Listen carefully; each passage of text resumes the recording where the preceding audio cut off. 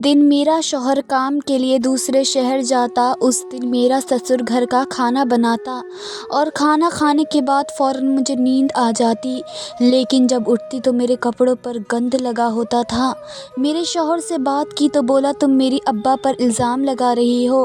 फिर एक दिन मैंने सोचा मैं खुफिया कैमरा लगाती हूँ, फिर देखती हूँ कि मैं बहुत ही खुशकिस्मत थी, बल्कि यूँ कहो तो गलत ना होगा कि किस्मत की देवी मुझ पर पूरी तरह मेहरबान थी। मुझे बिल्कुल वैसा ही ससुराल मिला था जैसे ससुराल की मुझे ख्वाहिश थी। मुझे ज़्यादा लंबा चौड़ा ससुराल नहीं चाहिए था और उसकी वजह मेरी बड़ी बहन थी। मैंने अपनी बड़ी बहन को हमेशा मुश्किलों में घिरा पाया था। कभी वह सांस को लेकर परेशान होती तो कभी ननंदों की शिकायत करती। घर का कोई फंक्शन होता तो वह कभी वक्त पर ना पहुँचती तो कभी उसे आने की इजाज़त ही ना मिलती। जब भी मुझसे परेशान देखती तो मुझे शादी के नाम से चिढ़ होने लगती। मैंने साफ अम्मी अब्बा को कह दिया था कि मुझे तो शादी ही नहीं करनी है, मुझे किसी कीमत पर शादी के लिए मजबूर ना करें। मेरी बात सुनकर अम्मा हंसती और कहती कि तेरे कहने से क्या होता है, ये तो ज़माने का दस्तूर है, बेटियों को रुखसत होकर ससुराल जाना ही पड़ता है। फिर एक दिन मैं अपनी बड़ी बहन के ससुराल अम्मा के साथ गई थी। मेरी बड़ी बहन के घर बेटी की पैदाइश हुई थी। मैं जब उसके ससुराल गई थी तो मैंने देखा कि उसकी सास का मुंह बना हुआ था। ननंद अलग अजीबो गरीब बातें कर रही थी। बेटी की पैदाइश पर इस घर में कोई भी खुश नहीं था। हाँ, मेरी बहनोई ने मेरी बहन का बहुत ख्याल रखा था और अब भी वे हमारे साथ बैठे बहुत खुश अखलाक़ी से बातचीत कर रहे थे। अम्मा तो बच्ची को वारे सदके जा रही थी, जबकि खाला होने के नाते मेरा दिल भी उसकी तरफ माइल हो गया था। मैं बच्ची को गोद में उठाए उसे प्यार कर रही थी कि इतने में मेरी बहन की सांस आई और बड़े तेज़ लहजे में कहने लगी, हमारी तो बड़ी ख्वाहिश थी कि पहला पोता होता, लेकिन किस्मत ने लड़की डाल दी है झोली में। ये कहकर वे चली गई थी और मैं बस अपनी बहन की शक्ल देख कर रह गई थी, जिसकी आंखों में आंसू थे और उसने अपना मुंह फेर लिया था। मेरी बहनोई भी बड़े शर्मिंदा से नज़र आ रहे थे। फिर आहिस्तगी से मेरी अम्मा से माफ़ी मांगते हुए कहने लगे, अम्मा की बात का बुरा ना मनाइएगा, उन्हें बड़ी ख्वाहिश थी और यकीन भी कि पहला पोता होगा, इसलिए पोती होने की ज़रा अफसुर्दा हैं, लेकिन थोड़े ही दिनों में उनका मिजाज ठीक हो जाएगा। अभी हम बात कर ही रहे थे कि मेरे बहनोई के दोस्त आए और उन्हें अपनी बड़ी बहन ने ड्राइंग रूम में बिठा दिया। वह भी बच्ची देखने के लिए आए थे। मेरे बहनोई वहाँ चले गए और फिर थोड़ी देर बाद मुझे आवाज़ लगा कर कहने लगे, राबिया बच्ची को ले आओ। मैं फ़ौरन ही ड्राइंग रूम के दरवाजे पर पहुँची और बहनोई को आवाज़ दी ताकि वह बच्ची मुझसे ले ले, मगर उन्होंने मुझे अंदर ही बुला लिया। मैं थोड़ा गड़बड़ा गई कि गैर मर्दों के बीच में अंदर कैसे जाऊं, मगर वे कहने लगे कि आ जाओ राबिया, कोई मसला नहीं। फिर मैं अंदर दाखिल हुई तो मैंने नज़र उठाकर किसी की तरफ न देखा, बस अपने बहनोई शमशाद भाई के हाथों में बच्ची पकड़वाई और तेज़ी से बाहर निकलने लगी। कितने में मेरा पाँव लड़खड़ाया और मैं गिरते गिरते बची। मुझे संभालने वाला मेरा बहनोई का एक दोस्त था, उसके हाथों का सहारा लेकर मैं गिरने से तो बच गई थी, लेकिन बेइंतहा शर्मिंदगी महसूस कर रही थी। मैंने बस एक नज़र उसके चेहरे पर और वापस गिरते पड़ते बाहर आ गई। अम्मा के पास जाते ही मैंने कहा, माँ अब घर चलते हैं। पता नहीं क्यों मेरा दिल तेज़ी से धड़क रहा था। शमशाद भाई के दोस्त का चेहरा मेरी आंखों के सामने घूम रहा था। न जाने क्यों मुझे ऐसा महसूस हो रहा था जैसे वह मेरा मजाक उड़ा रहा हो। इन्हीं सोचों के साथ मैं अम्मा का हाथ थामे वापस घर आ गई थी। अम्मा घर आकर भी बाजी के लिए बहुत परेशान थी। वो बार बार अब्बा से कह रही थी कि पता नहीं वे लोग मेरे बच्चे के साथ कैसा सलूक कर रहे होंगे। मुझसे गलती हुई कि मैंने शमशाद के घर वालों को परखे बिना अपनी बेटी उनके हवाले कर दी। बेशक हमारा दामाद बहुत अच्छा है, लेकिन सारा दिन तो मेरी बेटी को उसकी माँ और बहनों को भुगतना पड़ता है। वो खुद को दफ्तर चला जाता है। अब बच्चे की पैदाइश के बाद तो उनका रवैया और भी ख़राब हो चुका है। अम्मा बेइंतहा परेशान थी, बार बार आंसू बहा रही थी और अब्बा उन्हें दिलासा दे रहे थे कि सब कुछ ठीक हो जाएगा, तुम परेशान ना हो। फिर अम्मा कहने लगी कि राबिया की शादी तो मैं किसी ऐसे घराने में करूँगी जहाँ यह सास ननंदों वाला मसला ही नहीं होगा। अम्मा की बात सुनकर अब्बा कहने लगे, कैसी बातें करती हो, लड़का दरख्त पे थोड़ी उगता है, जाहिर सी बात है उनके माँ बाप बहन भाई कोई तो होंगे ना, और फिर सब लोग एक जैसे नहीं होते, ज़रूरी नहीं कि राबिया के नसीब भी हमारी फौजिया जैसे हो। अब माँ बाप आपस में बहस में उलझे हुए थे और मैं बस एक तरफ बैठी ये सोच रही थी कि मैं तो शादी ही नहीं करूँगी। जिस तरीके से बाजी की सास उन्हें ताने दे रही थी उसके बाद मेरा शादी का कोई इरादा नहीं था। लेकिन अगले ही हफ्ते में गलत साबित हो गई, क्योंकि शमशाद भाई हमारे घर आए थे और वो अम्मा से कह रहे थे कि राबिया के लिए बहुत ही अच्छा रिश्ता आया है, अगर आप कहें तो मैं लड़के वालों को ले आऊँगा। मेरा दोस्त है, मैं बहुत अच्छी तरह जानता हूँ, ज़्यादा लंबा चौड़ा ख़ानदान भी नहीं है, बस लड़के का एक बाप है और कोई नहीं। अपना ज़ाती घर है, लड़का पढ़ा लिखा है, अपना कारोबार करता है, अपनी राबिया ऐश करेगी। शमशाद भाई खुद लड़के की जिम्मेदारी लेने को राज़ी थे और इसी वजह से अम्मा के बजाय अब्बा ने कहा था कि ठीक है, तुम लड़के वालों को बुला लो। शमशाद भाई खुशी खुशी वापस चले गए थे और अम्मा वो तो अब्बा से झगड़ा करने के लिए खड़ी हो गई थी। तुमने ये जल्दबाजी क्यों मचाई है? उसके बारे में भी तुम्हें बहुत एतबार था अपने दोस्त पर कि वह तुम्हारी बेटी को बहुत अच्छे तरीके से रखेगा, लेकिन देख लो कि वहाँ हमारी फूल जैसी बेटी का क्या हाल हो गया है और अब तुम इसी दोस्त की बेटी की बात पर एतबार कर रहे हो। अब्बा गुस्से में कहने लगे, ये सब नसीबों का खेल है और शमशाद बुरा नहीं है, उसके घर वाले अगर अच्छे नहीं तो इसमें इसका क्या कसूर है? थोड़ा बहुत कॉम्प्रोमाइज़ हर रिश्ते में करना पड़ता है। शमशाद भाई दरअसल अब्बा के दोस्त के बेटे थे और अब्बा ने उन्हीं की शक्ल देखते हुए मेरी बहन को रुखसत कर दिया था और अब मेरे रिश्ते की बारी में वे शमशाद भाई पर एतबार करने को राज़ी थे और इसी बात पर अम्मा का खून खौल उठा था। अम्मा सारा दिन घर का सामान पटकती रही थी और अगला दिन भी ऐसे ही निकला था, जबकि मैं तो ये सोच सोच कर परेशान थी कि अगर मेरा हाल भी बाजी जैसा हुआ तो। लेकिन दूसरी तरफ इस बात की भी तसल्ली थी कि लड़के के घर कोई ऐसी मुसीबत है ही नहीं कि जिससे झगड़ा हो। फिर अगले दिन शमशाद भाई ना लड़के वालों को लाए, ना इस बारे में कोई बात हुई, तो ये मामला जैसे ठंडा पड़ गया और मैं भी पुरसुकून हो गई कि मैं आराम से अपनी तारीफ़ पूरी करूँगी। लेकिन अचानक चंद दिन बाद अम्मा ने बताया कि शमशाद भाई का फ़ोन आया है और वे लोग आज शाम मुझे देखने आ रहे हैं। मेरा दिल घबरा सा गया, मुस्तकबिल की फ़िक्रें और अंधे दिल में सर उठाने लगे कि न जाने आगे क्या होगा। अम्मा ने एक खूबसूरत जोड़ा निकाल कर रख दिया, कहने लगी कि अच्छी तरह तैयार हो जाना, क्या पता वाकई अच्छे लोग हों। और फिर मैं ये सोच रही हूँ कि अगर ससुराल में ज़्यादा लोग नहीं तो फिर मैं मालूमात करने के बाद खुद किसी जगह तुम्हारी शादी कर लूँगी। अम्मा की सोच पिछले कुछ दिनों में बदल गई थी और इस बात ने मुझे हैरान भी किया था। फिर शाम के वक्त जब दरवाजे पर दस्तक हुई तो मेरा दिल तेज़ी से धड़कने लगा। अम्मा ने मुझे बावर्ची खाने में भेज दिया था और ख़ुद दरवाज़ा खोलकर मेहमानों को ड्राइंग रूम में ले आई थी। चाय के साथ बाकी सारी चीज़ें अम्मा खुद ही तैयार कर चुकी थी। फिर ड्राइंग रूम से बातों की आवाज़ें आने लगी, मेरा दिल मुस्तकिल शोर मचा रहा था। और फिर थोड़ी देर बाद जब अम्मा ने मुझे आवाज़ दी तो मैं दुपट्टा दुरुस्त करके ड्राइंग रूम की तरफ बढ़ी। जैसे ही मैंने नज़र उठाकर आने वालों को देखा तो मेरा दिल ज़ोर से धड़क उठा, क्योंकि सामने वही लड़का खड़ा था जिससे उस दिन बाजी के घर टकराई थी। वही आंखें, वही चेहरा और वही संजीदा सा अंदाज़, मगर उस वक्त उसके चेहरे पर भी वाज़ घबराहट थी। उसने मुझे देखा तो नज़रें झुका ली और मैं बेख्तियार शर्मिंदगी से नज़रें चुरा गई थी। उसके बाद एक बावकार से उधेड़ उम्र आदमी थे जिसके चेहरे पर नरमी और आंखों में शराफत झलक रही थी। बातचीत शुरू हुई तो माहौल खासा संजीदा मगर मुहाजिब था।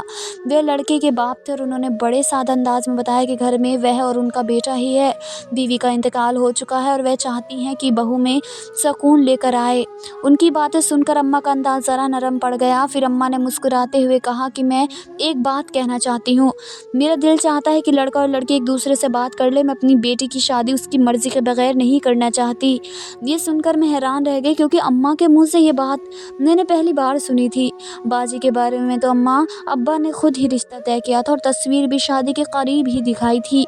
लेकिन अब जब से अम्मा ने बाजी का हाल देखा था तब से उनकी सोच बदल गई थी और शायद वे चाहती थी कि अच्छी तरीके से मेरी मर्ज़ी भी इस रिश्ते में शामिल हो। लड़के के बाप ने भी फ़ौरन इस बात में सर हिला दिया और कहा, बिल्कुल यही बेहतर है, हम भी ज़बरदस्ती के कायल नहीं हैं। फिर मुझे और उस लड़के को साथ वाले कमरे में भेज दिया गया। मेरा दिल बुरी तरह धड़क रहा था। मैं ज़हनी तौर पर ऐसे किसी भी वक्त के लिए तैयार नहीं थी, इसलिए अपने दुपट्टे का पल्लू अपनी उंगलियों में मरोड़ने लगी। जबकि उनकी निगाहें मुझे अपने वजूद पर महसूस हो रही थी। मैं कुर्सी पर बैठी तो नज़रें ज़मीन में गाड़ ली। चंद लम्हों की खामोशी के बाद उन्होंने धीमी आवाज़ में मेरा नाम दिया, राबिया। और फिर रुकते हुए बोला, शायद आप मुझे पहचान गई होंगी। मैंने सर हिलाया तो उसने गहरा सांस लिया और कहा, सच तो ये है कि उसी लम्हे मैं आपको दिल दे बैठा था। उसकी बात सुनकर मैं साकित हुई। اس نے نظریں اٹھا کر میری طرف دیکھا اور پہلی بار مجھے اس کی آنکھوں میں خلوص دکھائی دیا۔ اس نے کہا، میں جانتا ہوں یہ سب بہت اچانک لگ رہا ہے، مگر میں جھوٹ نہیں بول سکتا۔ میں آپ کو اس دن سے نہیں بھلا سکا اور اس لیے میں نے اپنے ابا کو آپ کے گھر رشتہ بھیجنے پر آمادہ کیا۔ میں نے دھیرے سے کہا، آپ مجھے جانتے بھی نہیں۔ تو وہ مسکرا دیا اور بولا، کبھی کبھی انسان کو کسی کو جاننے کے لیے وقت نہیں، دل چاہیے ہوتا ہے، اور میرا دل گواہی دے رہا تھا کہ آپ وہی ہیں جن کا میں برسوں سے انتظار کر رہا تھا۔ کئی سالوں سے میں خود کو تنہا محسوس کرتا ہوں۔ ماں کے گزر جانے کے بعد تو جیسے میں اکیلا ہی رہ گیا، لیکن آپ کو دیکھنے کے بعد میری سوچوں کا محور بس آپ کے گرد ہی گھومنے لگا۔ اس دن سے لے کر آج تک میں ایک پل کے لیے آپ کو بھلا نہیں سکتا۔ اس کی بات نے میرے دل میں ایک عجیب سی ہلچل مچا دی تھی۔ میں نے کچھ نہ کہا، بس خاموش بیٹھی رہی۔ وہ بھی کچھ دیر تک خاموشی سے مجھے دیکھتا رہا، پھر آہستہ سے بولا، میں آپ کو کسی دباؤ میں نہیں ڈالنا چاہتا، میں بس یہ چاہتا تھا کہ جو بات میرے دل میں تھی وہ آپ تک پہنچ جائے۔ اب فیصلہ آپ کا ہے، میں آپ کی ہاں کا انتظار کروں گا۔ یہ کہہ کر وہ کرسی سے اٹھا، نظریں جھکائیں اور خاموشی سے کمرے سے باہر چلا گیا۔ اس کے جاتے ہی مجھے یوں لگا جیسے کمرے کی فضا بدل گئی ہو۔ دل زور زور سے دھڑک رہا تھا، ذہن میں اس کی باتیں گونج رہی تھی اور میں اپنی ہی سوچوں میں الجھ کر رہ گئی۔ کچھ ہی دیر بعد اماں کی آواز آئی اور میں گھبرائی ڈرائنگ روم میں پہنچی، جہاں ابا اور اماں پہلے ہی موجود تھے۔ ان کے سامنے بیٹھی تو نظر اٹھانے کی ہمت نہ ہو رہی تھی۔ دل میں عجیب سی شرمندگی تھی۔ اماں نے پیار سے میرے سر پر ہاتھ رکھا اور ابا نے نہایت نرمی سے کہا، رابعہ، ہم تم پر کوئی زبردستی نہیں کریں گے، جو تمہارا فیصلہ ہوگا وہی ہمارا فیصلہ ہوگا۔ شمشاد نے لڑکے کے بارے میں ہمیں سب کچھ بتایا ہے، وہ اسے اچھی طرح جانتا ہے اور ہمیں بھی اس رشتے پر کوئی اعتراض نہیں، بس ہم یہ جاننا چاہتے ہیں کہ تم کیا چاہتی ہو۔ ان کی بات سن کر میری آنکھوں میں نرمی اتر آئی۔ شاید پہلی بار مجھے یہ احساس ہوا تھا کہ میری مرضی کی بھی کوئی اہمیت ہے۔ میں نے دل کی دھڑکن کو قابو میں لاتے ہوئے نظریں اٹھائی اور دھیرے سے کہا، ابا، وہ لڑکا مجھے برا نہیں لگا۔ میں کھل کر ابا کو یہ نہ کہہ سکی کہ مجھے وہ پسند آ گیا تھا۔ اماں نے فوراً میری طرف دیکھا اور بولی، بیٹا، اگر تم مطمئن ہو تو ہم بھی مطمئن ہیں، ہمیں تمہاری خوشی چاہیے۔ میں نے بہت آہستگی سے کہا، اگر آپ سب راضی ہیں تو میں اس رشتے کے لیے ہاں کہتی ہوں۔ میری بات مکمل ہوتے ہی ابا نے اٹھ کر میرے سر پر ہاتھ رکھا تھا اور ساتھ ہی شمشاد بھائی کو فون ملا کر خوشخبری بھی سنا دی تھی، اور پھر جھٹ پٹ شادی کی تیاریاں شروع ہو گئی۔ ان لوگوں کو جلدی تھی کیونکہ ان کے گھر میں کوئی عورت نہیں تھی۔ وہ دونوں باپ بیٹے سالوں سے تنہا رہ رہے تھے اور گھر کا سارا کام کاج ملازمہ کے علاوہ میرے سسر کیا کرتے تھے۔ کیونکہ وہ صرف کاروبار سنبھال رہے تھے، اس لیے انہیں جہیز کی ضرورت تھی نہ ہی روپے پیسے کی۔ سب کچھ ان کے پاس موجود تھا، وہ بس مجھے اپنے گھر کی بہو بنانا چاہتے تھے، وہ بھی جلد سے جلد، اور ابا نے اس بات کے لیے حامی بھر لی تھی۔ ابا نے کہہ دیا تھا کہ فوزیہ کا چیلا پورا ہوتے ہی ہم رابعہ کو رخصت کر دیں گے، اور پھر اماں ابا نے شادی کی تیاریاں شروع کر دی تھی۔ واصف اور میری فون پر بات چیت کا سلسلہ شروع ہو گیا تھا، اور اس بات چیت سے مجھے اندازہ ہوا تھا کہ وہ واقعی بہت اچھے اور سلجھے ہوئے انسان تھے۔ انہوں نے کبھی اپنی حد پار نہیں کی تھی، وہ مجھ سے بے انتہا محبت کرتے تھے اور بہرحال اس محبت کا اظہار بھی کرتے تھے۔ اور پھر دیکھتے ہی دیکھتے ہماری شادی والا دن آ گیا اور میں آنسوؤں میں رخصت ہوتے واصف کے اسٹیج پر بیٹھ چکی تھی۔ میری شادی کی ابتدا بہت ہی خوبصورت ہوئی تھی۔ واصف نے نہ صرف محبت سے میرا استقبال کیا تھا بلکہ یہ ثابت کر دیا تھا کہ وہ واقعی مجھ سے بہت محبت کرتے تھے۔ شادی کے فوراً بعد ہم ہنی مون پر گئے تھے اور وہ دن میری زندگی کے خوبصورت ترین دنوں میں سے شامل تھے۔ ہنی مون سے واپس آ کر بھی ہماری زندگی ویسے ہی خوشگوار رہی۔ واصف مجھے اکثر آؤٹنگ پر لے جاتے، کبھی کسی پارک میں، کبھی کسی ریسٹورینٹ، اور اکثر شام کے وقت لانگ ڈرائیو پر نکل جاتے۔ میری ہنسی اسے بے حد پسند تھی۔ گھر کا ماحول بھی مکمل طور پر پرسکون تھا۔ میرے سسر کو کبھی کسی بات پر اعتراض کرتے نہیں دیکھا، بلکہ وہ خوش دلی سے پورے گھر کا کام کاج کرتے۔ اگر میں کچن میں ہوتی تو مجھے روک کر کہتے، بیٹا تم آرام کرو، میں کر لیتا ہوں۔ میری شادی سے لے کر آج تک کھانا بنانے کی ذمہ داری میرے سسر نے ہی نبھائی تھی۔ انہوں نے کبھی مجھے کھانا بنانے ہی نہیں دیا، بلکہ خود اس سے پہلے اٹھ کر پورا کچن سنبھال لیتے۔ کبھی میرے لیے تازہ جوس بنا کر دیتے تو کبھی میرے کپڑوں کی استری خود کر دیتے۔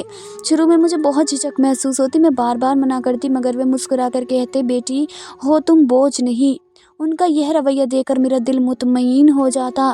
میں سوچتی اماں واقعی ٹھیک کہتی ہیں، ہر سسرال ایک جیسا نہیں ہوتا۔ میں خود کو خوش قسمت سمجھنے لگی تھی کہ مجھے ایسا گھر ملا جہاں نہ روک ٹوک تھی نہ تلخی۔ آصف بھی مطمئن تھے، وہ اکثر کہتا مجھے خوشی ہے کہ تم دونوں ایک دوسرے کا خیال رکھتے ہو، اور میں دل ہی دل میں سوچتی کہ اگر زندگی ایسے ہی چلتی رہے تو شاید میں نے وہ سب پا لیا ہے جس سے میں ہمیشہ ڈرتی رہی تھی۔ مگر مجھے کیا معلوم تھا کہ یہ سکون صرف ایک خاموش طوفان سے پہلے کی خاموشی تھی۔ ہماری شادی کو مہینہ پورا ہوا تھا کہ آصف نے بتایا کہ انہیں دوسرے شہر جانا ہے۔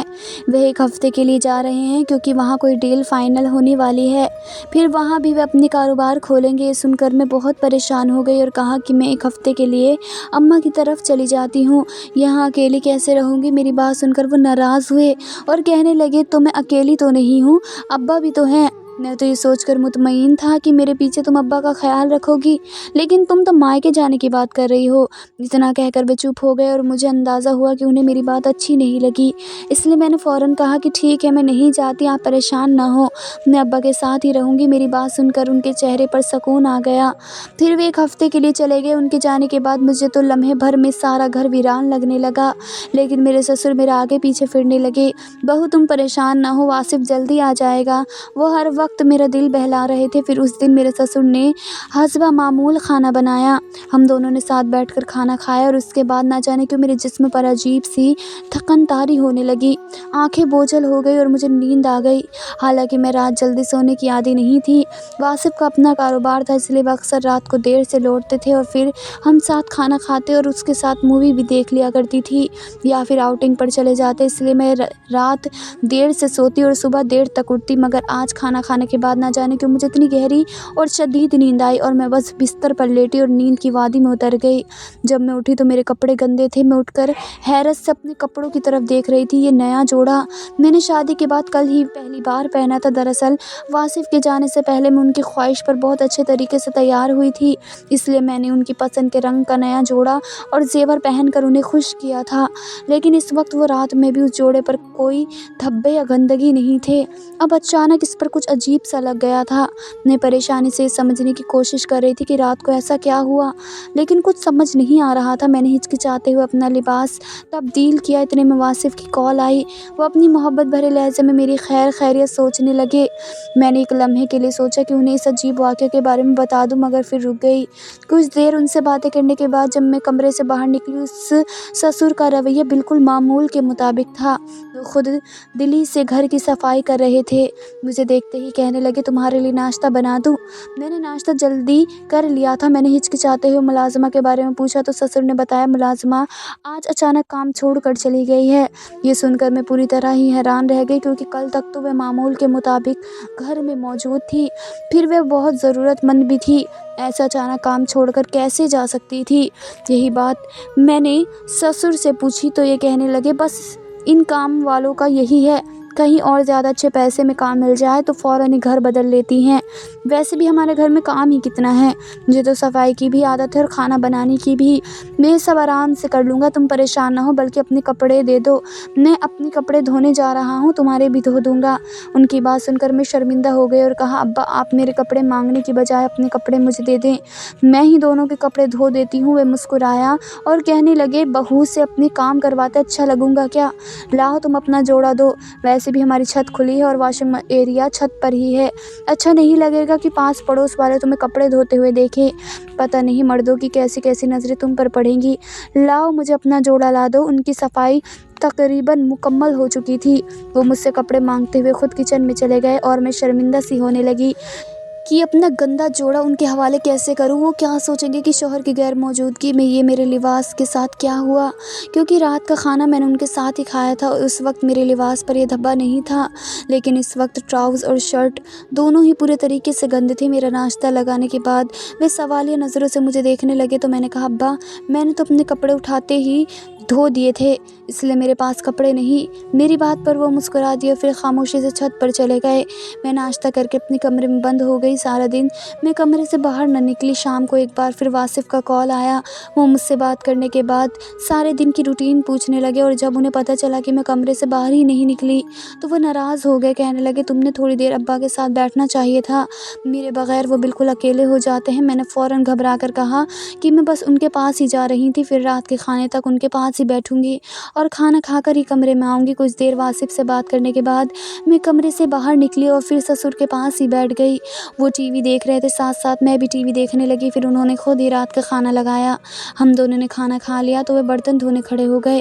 میں شرمندہ ہوئی کہا ابا برتن میں دھو لوں گی، لیکن وہ نہیں مانے اور میں کمرے میں آ کر لیٹ گئی، اور بس پھر تھوڑی ہی دیر میں مجھے ایک بار پھر گہری نیند آنے لگی۔ اگلی صبح بھی میرا جوڑا پھر سے گندے دھبوں سے بھرا ہوا تھا۔ میں پریشانی میں الجھ گئی کہ یہ سب کیسے ممکن ہوا، رات میں ایسا کیا ہوا جس کا مجھے بالکل اندازہ نہیں۔ سسر کا رویہ پھر بالکل معمول کے مطابق تھا۔ میں کچھ کہنے سے قاصر تھی اور دل میں بے سکونی کے ساتھ خود سے سوال کر رہی تھی کہ یہ سب کیوں اور کیسے ہو رہا ہے۔ پریشانی سے بھرے دل کے ساتھ شام کو واک کرنے کے لیے باہر نکلی۔ راستے میں پڑوسن مجھ سے ٹکرا گئی اور حیرانی سے بولی آپ نے ملازمہ کو کیوں نکال دیا؟ وہ بیچاری بہت پریشان ہو رہی تھی۔ وہ چونک کر بولی ہم نے تو کچھ نہیں کیا، وہ تو خود ہی چلی گئی۔ پڑوس نے انکار کرتے ہوئے کہا نہیں، وہ روتی ہوئی میرے پاس آئی تھی اور بتایا کہ آپ کے سسر نے اسے یہ کہہ کر نکال دیا کہ آپ کو اس کا کام پسند نہیں آتا، حالانکہ وہ بہت اچھا کام کرتی ہے۔ میں خاموش ہو گئی کیونکہ یہ سن کر میرا دل جیسے ایک دم بیٹھ گیا۔ کپڑوں پر لگنے والا گند، سسر کا غیر معمولی رویہ اور اب ملازمہ کا اچانک چھوڑ جانا، یہ سب چیزیں ایک ساتھ میرے ذہن میں گھومنے لگی اور مجھے محسوس ہونے لگا کہ معاملہ کچھ گڑبڑا ہے۔ میرے ذہن میں ایک عجیب سا خیال آیا کہ کہیں یہ سب میرے سسر کا کیا دھرا تو نہیں، انہوں نے جان بوجھ کر ملازمہ کو نکالا ہوتا کہ وہ میرے ساتھ، اور اس کے آگے میرے سوچنے کی ہمت نہ رہی۔ اسی دن میرے شوہر سے بات کی اور اسے بتایا کہ سسر نے ملازمہ کو نکال دیا ہے، اور یہ بھی بتا دیا کہ روز صبح میرے کپڑوں پر عجیب گند لگا ہوا ملتا ہے۔ یہ سن کر واصف آگ ببولا ہو گئے، کہنے لگے تمہارا دماغ ٹھیک ہے؟ تم ابا پر الزام لگا رہی ہو، پڑوسن تو کچھ بھی کہہ سکتی ہیں، تم نے اس کی بات پر اعتبار کر لیا، اور یہ کام والی بھی جھوٹی ہوتی ہیں، لوگوں کے گھروں میں جھگڑے کروانا ان کی عادت ہے، آئندہ میرے ابا کے بارے میں کوئی ایسی ویسی بات نہ کہنا۔ وہ صرف مجھے ہی جھڑک کر فون بند کر چکے تھے، جبکہ میرا دل یہ ماننے کو راضی ہی نہیں تھا کہ یہ سب کچھ کوئی اتفاق ہے۔ مجھے لگ رہا تھا کہ کہیں نہ کہیں ان سب کے پیچھے میرے سسر کا ہاتھ ہے۔ میں نے فیصلہ کیا کہ اب مجھے خود کچھ کرنا ہوگا اس سے پہلے کہ کوئی بڑا حادثہ ہو جائے۔ میں نے اپنی ایک دوست کی مدد سے کیمرہ منگوایا اور پھر اسے اپنے ہی کمرے میں نصب کر دیا تاکہ میں سونے کے بعد کی ریکارڈنگ دیکھ سکوں۔ مجھے اتنا اندازہ ہو گیا تھا کہ میرے سسر رات کے کھانے میں کچھ ملا رہے ہیں، کیونکہ میرے شوہر کو گئے 4 دن ہو گئے تھے اور ان 4 راتوں میں ایک بار بھی میری آنکھ نہیں کھلی تھی۔ میں بالکل بے ہوشی کی طرح سوتی تھی، اور یہ ممکن نہیں تھا کیونکہ بچپن سے اب تک میری عادت تھی کہ میں رات میں 2 سے 3 دفعہ اٹھ کر پانی ضرور پیتی تھی۔ اس رات میں کیمرہ لگا کر سو گئی، اور اگلی صبح جب میری آنکھ کھلی اور میں نے اپنے کپڑوں پر گند لگا دیکھا تو میں سمجھ گئی کہ کیمرے میں کچھ نہ کچھ ریکارڈ ضرور ہوا ہوگا۔ میں نے تیزی سے اٹھ کر کیمرے کی ریکارڈنگ چیک کی تو میرے ہوش ٹھکانے آ گئے۔ میرا شک غلط ثابت نہیں ہوا تھا، بلکہ حقیقت تو میری سوچ سے کہیں زیادہ بھیانک تھی۔ میرے سونے کے بعد میرے سسر لاک کھول کر میرے کمرے میں داخل ہو گئے تھے، شاید ان کے پاس ایکسٹرا کی موجود تھی۔ پھر انہوں نے ایک عجیب پیلے رنگ کا پانی میرے لباس پر لگایا تھا اور واپس چلے گئے تھے۔ یہ دیکھ کر میری جان نکل گئی تھی۔ پھر میں نے وہی ریکارڈنگ سنبھال کر اپنے پاس رکھ لی تھی، کیونکہ اس شام واصف نے واپس آنے کا کہا تھا۔ شام جب وہ واپس آئے تو میں نے بڑی سی LED پر وہ ریکارڈنگ چلائی اور شوہر اور سسر دونوں کو ساتھ بٹھا کر دکھائی۔ سسر کے تو چہرے کا رنگ اڑ کر نکل گیا، جبکہ واصف بھی ہکا بکا رہ گئے۔ پھر واصف نے اپنے والد سے پوچھا تو وہ روتے ہوئے کہنے لگے کہ ہاں، یہ سب کچھ میں نے ہی کیا تھا، کیونکہ مجھے ڈر تھا کہ کہیں بہو تمہیں لے کر الگ نہ ہو جائے۔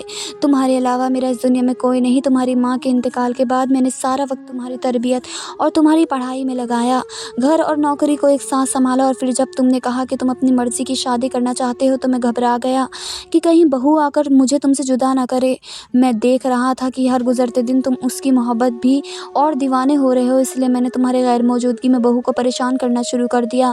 میں جان بوجھ کر ہلدی والا پانی اس کے کپڑوں پر لگا دیا تاکہ وہ خوفزدہ ہو جائے اور تم سے میری شکایت کرے، اور پھر تم دونوں کے درمیان جھگڑا ہو اور تم بہو کو گھر سے نکال دو، میں تمہیں کھو نہ دوں، اس لیے میں نے بہو کو گھر سے نکالنے کے لیے منصوبہ بنایا تھا۔ یہ بات ملازمہ کو پتہ چل گئی تھی، اس لیے میں نے اسے نوکری سے نکال دیا۔ میرے سسر شرمندہ بیٹھے تھے، نظریں جھکی ہوئی تھیں، اور میں بس بے یقینی اور حیرت سے انہیں دیکھ رہی تھی۔ थी, वहाँ से गुस्से और परेशानी से पूछने लगे, अब्बा आपको ऐसा क्यों लगा? राबिया ने तो कभी आपके साथ कोई झगड़ा नहीं किया। अब्बा कहने लगे कि मैंने एक बार उसे उसकी माँ से बात करते सुना था और ये कह रही थी कि बाजी को अलग हो जाना चाहिए, कब तक अपने सास ससुर को बर्दाश्त करेगी। और उस दिन मुझे लगा कि जब वो अपनी बहन के लिए ऐसी सोच रखती है तो एक ना एक दिन वो खुद भी यही काम करेगी। ये सुनकर वासिफ ने सर पकड़ लिया और कहने लगे, अब्बा शमशाद के घर का माहौल तो आपको मालूम है ना, इसी वजह से उसने अपनी बाजी के लिए ऐसी बात कही होगी। लेकिन ना हम शमशाद के घराने जैसे हैं और ना ही फौजिया की तरह राबिया राबिया को यहाँ कोई तकलीफ़ है। वासिफ ने शर्मिंदगी से मुझे देखा और कहने लगे, अब्बा की तरफ से मैं तुमसे माफ़ी मांगता हूँ, मेरे अब्बा बुरे नहीं हैं, बस वह खौफज़दा हो गए थे और मैंने वासिफ के जुड़े हाथों को देख को थाम लिया और मुझे शर्मिंदा ना करे। वासिफ, सिर्फ मैं जानती हूँ कि अब्बा बुरे नहीं हैं, मुझे मालूम था कि ये सब कुछ एक वालिद की मोहब्बत और खौफ की वजह से हुआ है। मैंने ससुर से वादा किया कि मैं कभी उनके बेटे को उनसे जुदा नहीं करूँगी और फौजिया बाजी के लिए भी मैंने ये बात इसलिए कही थी क्योंकि उनके ही घर में उनके बेटे के कोई मुकाम देने को राज़ी नहीं था। हर कोई उनके बेटे के साथ बुरा सलूक करने लगा था, इसलिए मैं चाहती थी कि वो शमशाद भाई अपने ज़हनी सुकून के लिए अलग हो जाएं। इसके पीछे मेरा कोई बुरा मकसद नहीं था। मैंने कहा, अब्बा मैं वादा करती हूँ कि मेरी वजह से कभी आप दोनों के दरमियान कोई दूरी पैदा नहीं होगी। मेरी बात सुनकर ससुर भी रोते रोते माफ़ी मांगने लगे और वादा किया कि आइंदा कभी भी वे मुझसे बदगुमान नहीं होंगे और ना ही अपने दिल में कोई ऐसा वैसा ख्याल लाएंगे। उस दिन के बाद मैंने अपने ससुर का पहले से भी ज़्यादा ख्याल रखना शुरू कर दिया था और वासिफ भी उन्हें बहुत वक्त देने लगे थे। ऑफिस जाते ही उनके पास बैठ जाते, उनसे बातें करते, हम बाहर जाते तो उन्हें भी साथ ले जाते। धीरे धीरे हमने पूरी तरह उन्हें अपनी ज़िंदगी में ऐसे शामिल किया था कि वे हमारे दोस्त बन गए थे और उनके दिल में कोई खदशा बाकी नहीं रहा था। कभी कभी मोहब्बत और खौफ इंसान को अजीब रास्तों पर ले जाते हैं, मगर सच्चाई और हौसले के साथ हर मसला हल हो सकता है। मैंने हिम्मत की और सच सामने ले आई, जिसकी वजह से हर बात का खुलासा हुआ और हमारा घर टूटने और बिखरने से बच गया।